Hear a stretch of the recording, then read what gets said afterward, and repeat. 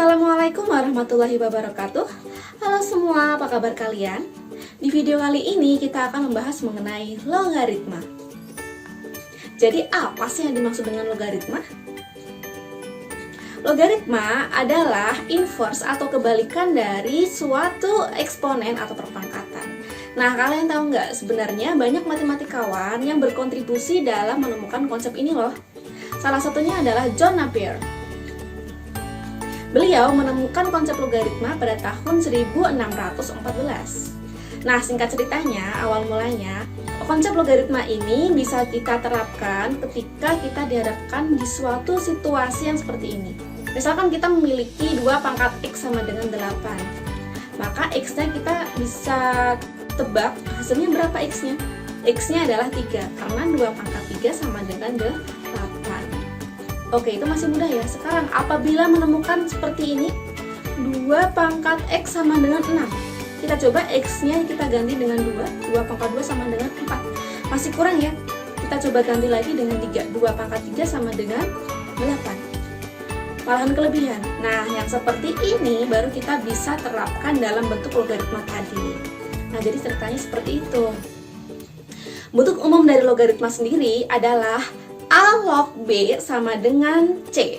A-nya itu adalah basis, kemudian B-nya numerus, dan C-nya itu adalah hasil dari logaritma itu sendiri. Nah, tadi sesuai dengan pengertian dari logaritma, logaritma adalah kebalikan dari perpangkatan. Nah, jadi bentuk perpangkatan dari yang bentuk umum seperti ini adalah A pangkat C sama dengan B. A pangkat C sama dengan B. Jadi yang paling kiri dipangkatkan dengan yang paling kanan, hasilnya ada yang di tengah. Seperti itu. Bisa dipahami? Nah, sekarang kita ke contoh saja biar lebih mudah memahaminya ya. Jadi ketika terdapat 2 pangkat 3 sama dengan 8, bentuk logaritmanya adalah 2 log 8 sama dengan 3.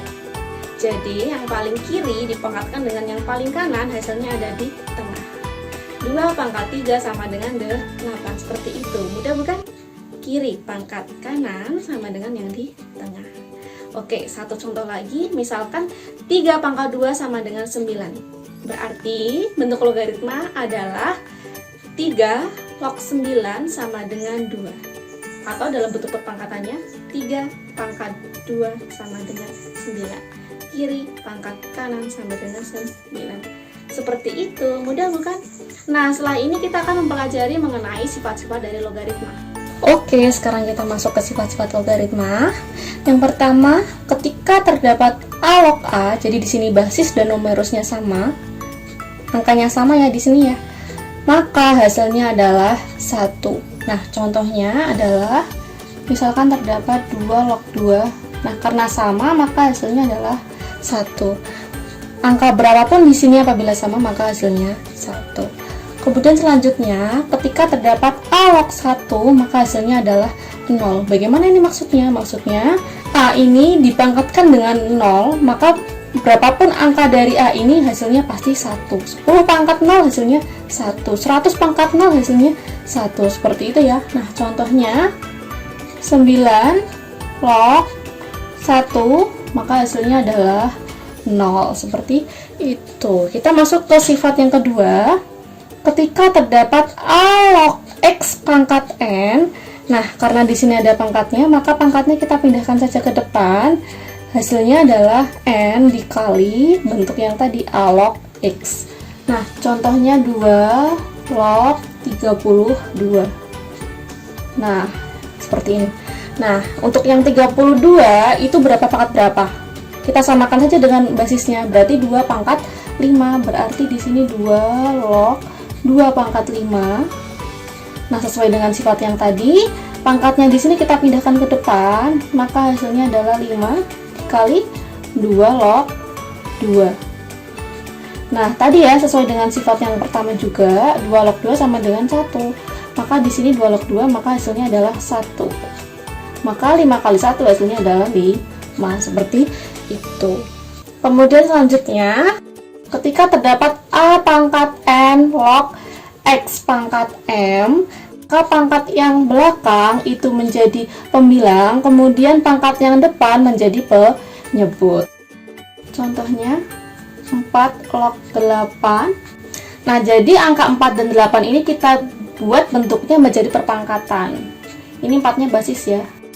Kita buat 2 pangkat 2, bisa ya, 2 pangkat 2 kan 4, kemudian log 8 itu 2 pangkat berapa? 2 pangkat 3.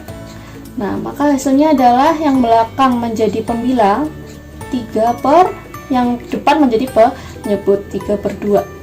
Kemudian log 2 log 2. 2 log 2 kan hasilnya kan 1. Berarti hasilnya adalah di sini 3 per 2. Seperti itu. Lanjut untuk sifat keempat, ketika terdapat A log X ditambahkan dengan A log Y. Jadi di sini ketika basisnya sama, angkanya sama di sini, maka karena di sini penjumlahan, numerusnya kita kalikan saja. Jadinya A log X Y. Contohnya, misalkan 3 log 27 ditambah 3 log 1 per 3. Nah, di sini karena basisnya sama, maka melebur jadi 1. 3 lognya jadi 1. Kemudian yang numerusnya kita kalikan seperti biasa. 27 kali 1 per 3. Berapa 27 kali 1 per 3? 9. Berarti 3 log 9. 9 itu berapa pangkat berapa? 3 pangkat 2. Nah, 2-nya pindah ke depan menjadi 2 dikali 3 log 3. 3 log 3 hasilnya adalah 1. Berarti 2 kali 1 hasilnya 2. Oke, sekarang kita ke sifat kelima. Ketika terdapat A log X dikurangi A log Y. Nah, ini sama seperti yang tadi ya. Kalau yang tadi itu plus, kalau yang sekarang itu min. Nah, bedanya di mana? Bedanya untuk numerusnya. Numerusnya sekarang kita bikin menjadi pembagian atau pecahan. X dibagi dengan Y, X per Y, seperti itu. Contoh 7 log 98 dikurangi dengan 7 log 2. Nah, di sini kan basisnya sama ya, 7 dan 7, maka melebur jadi 1. 7 log, kemudian ini 98 dibagi dengan 2. Maka hasilnya adalah 7 log 49. 49 itu berapa? 7 kuadrat ya, 7 kuadrat. Nah, karena di sini 2-nya kita pindah ke depan, jadinya 2. 2 dikali 7 log 7. 7 log 7 hasilnya berapa? Hasilnya adalah 1. Berarti 2 kali 1 hasilnya 2. Wah, seperti itu. Kita lanjutkan.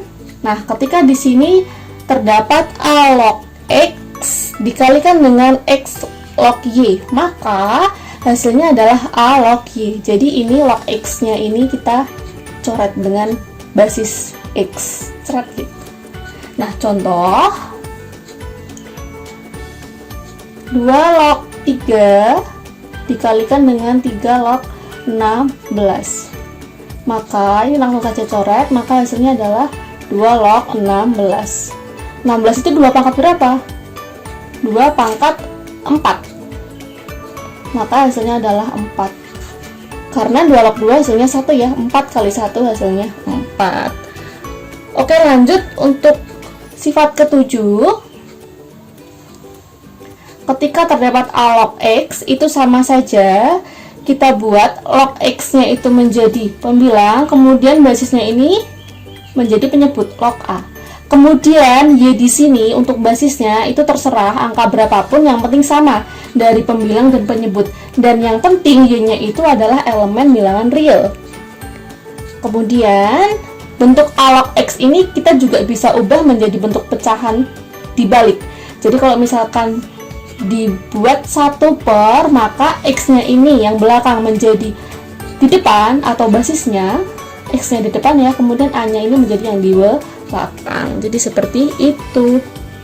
Contoh, misal 4 log 8 itu sama dengan, berarti kita buat seperti ini saja ya, log 8 per, kemudian basisnya menjadi yang di bawah log 4.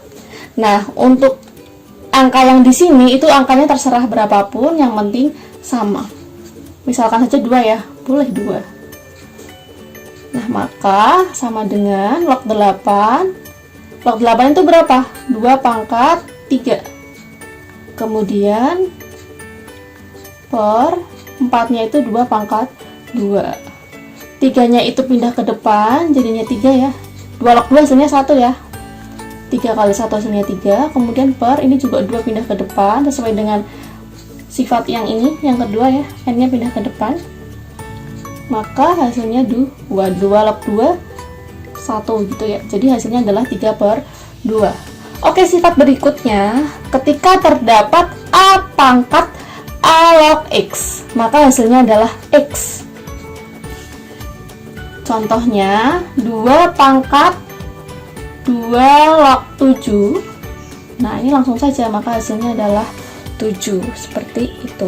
Sifat yang terakhir, ketika terdapat a pangkat n dikalikan dengan a log x, maka hasilnya adalah x pangkat n.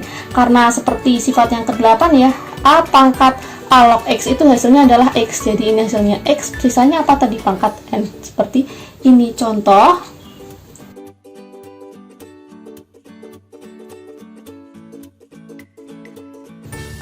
Contoh sifat ke-9, misalkan 5 pangkat 2 5 log 4 sama dengan, nah apabila seperti ini, maka 25 nya ini kita pecah menjadi bentuk perpangkatan, berarti berapa? 5 pangkat 2 log 4. Nah yang 4 ini kita juga ubah menjadi bentuk perpangkatan, bentuknya adalah 2 pangkat 2, nah seperti ini ya. Kemudian sama dengan, nah, di sini pangkatnya kita pindah ke depan seperti sifat yang ketiga. Jadi yang belakang jadi pembilang, yang depan menjadi penyebut. Berarti jadinya 5 pangkat, ininya pindah ke depan ya. Ini juga pindah ke depan menjadi 2 per 2 dikalikan dengan 5 log 2. Nah, ini bentuknya sudah seperti sifat ke-9. Sekarang seperti yang tadi, 5 dengan yang ininya kita coret. Ini ya, ini dengan ini kita coret, maka hasilnya adalah apa? X. Di sini apa hasilnya? 2 ya. Nah, 2. Sisanya apa? Pangkat n. Pangkat n. N-nya berapa? 2 per 2. 2 per 2 itu berapa? 1. Berarti hasilnya adalah 2 pangkat 1 sama dengan 2. Nah, jadi seperti itu pembahasan mengenai logaritma. Tips belajar matematika agar lebih mudah memahaminya adalah dengan mencoba soal-soal latihannya. Oleh karena itu, silakan kalian coba soal-soal berikut ini ya.